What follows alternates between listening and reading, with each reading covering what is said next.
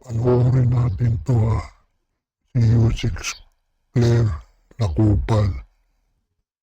Nagsinungaling lang naman itong hype nito. Araw-araw fake news na naman itong kupal nito eh. Panoorin natin itong kupal nito. Hapon. At maaari na po akong tumanggap ng inyong mga katanungan. Unang tanong mula kay Junel Maribohok, UNTV. Magandang hapon, Yusek. Baka may reaction po ang palasyo dun sa pagkakaaresto kay Franco Mabanta, PGMN founder, kaugnay dito po sa extortion case sa dating speaker. Ang nais naman po ng Pangulo sa lahat ng pagkakataon, managot ang dapat na managot. Kung mayroon po silang dapat na panagutan, kung mayroon po silang ginawang krimen, dapat lamang po nilang itong panagutan. Pero definitely, kailangan po ng due process sa lahat ng bagay. Follow up po, kilala po ba siya ng kilala po ba siya ng Pangulo dahil sinasabing may papel daw tong si Mabanta dun sa online political campaigns noon na sumusuporta kay Pangulong Marcos? Hindi po siya kaibigan ng Pangulo, pero siguro mas nanaisin ko po kung ito po ang inyong Kupal ka? Hindi mo sinagot?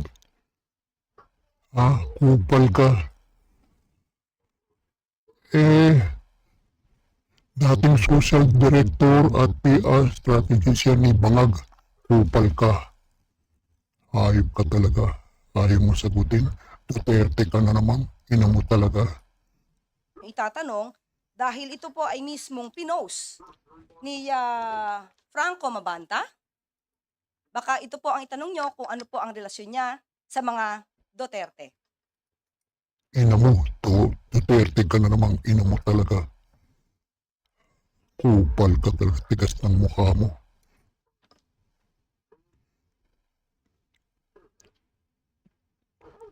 Nandiyan pa nga po si Harry Roque. Mamaya pakikita kung fake news ka naman, sinungaling ka naman, kupal kang Yusek Clara. May birthday party si Mabanta sa bahay ni Bangag na amo mo. Hayop ang kupal ka. Quick follow-up sa inyo pong pagkakaalam, Yusek. Ano po ang relasyon po kaya ni Mabanta sa mga Duterte?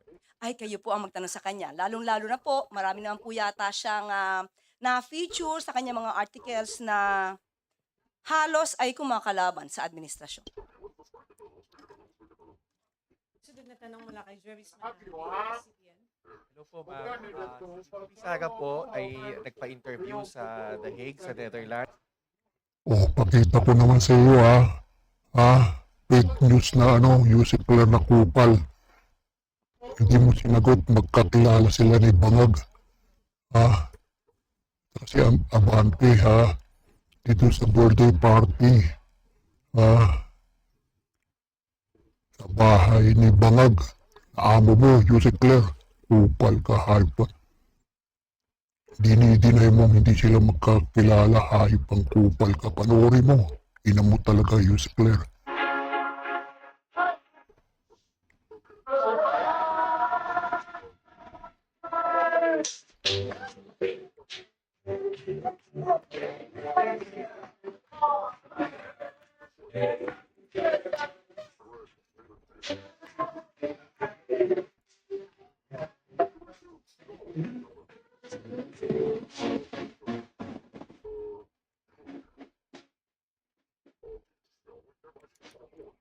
Yusek Clara, nakita mo?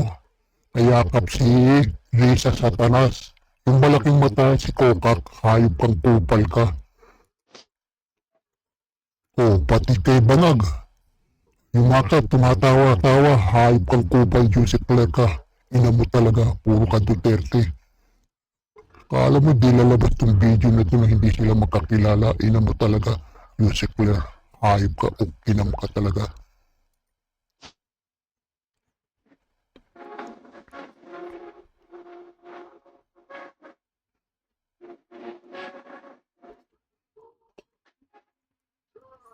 I've never had a surprise birthday in my life, a surprise anything in my life. So thank you so much. I don't know.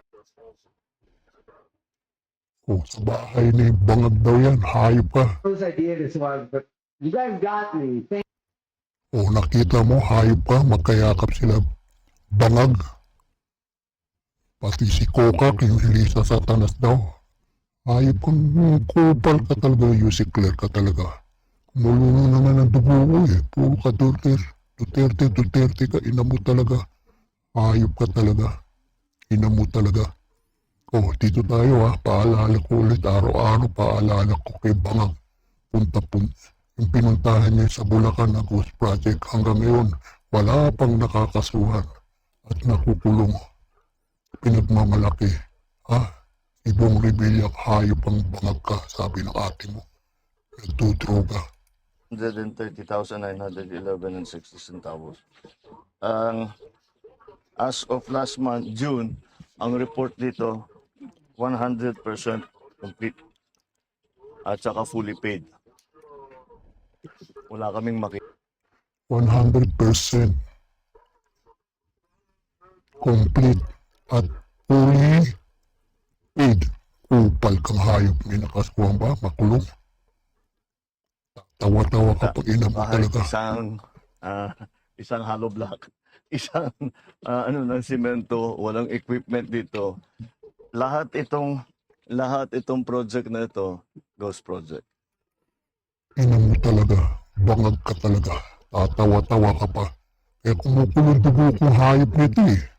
Ghost project na, tumatawa-tawa pa, ina mo ka talaga. Upal ka talaga. Kadodroga mo, tuyo na talaga yung utak mo, hayop ka. Sabi nga ni Jaime Marquez Jaime Marcos. Nagdodroga ka. Pati yung anak ni Jaime, Marcos, niyayaya pa magdroga. Kaya nagalit si Jaime Marcos, kupal ka talaga. Hayop ka. Ano nangyari? May nakulong ba? May kasuhan? Sa project niyang Ghost sa Bulacan? Ang pinagmamalaki niya si Bong Revilla. Ngayon naman itang balot-los, Pati yung si Charis, hayop na yan. Sandro Marcos, bilyong alokabol, ina mo talaga. Si Tambalos-los.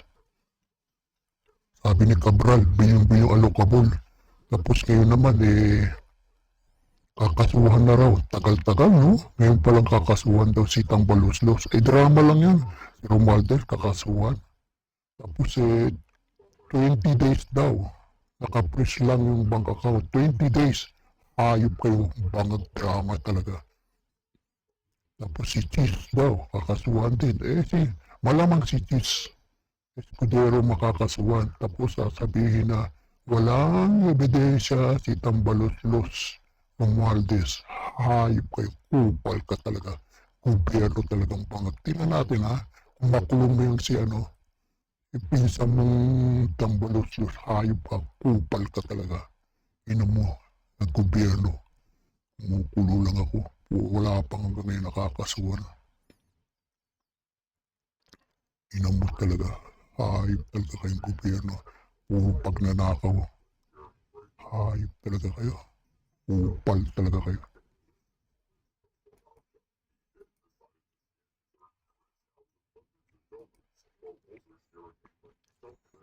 Boom!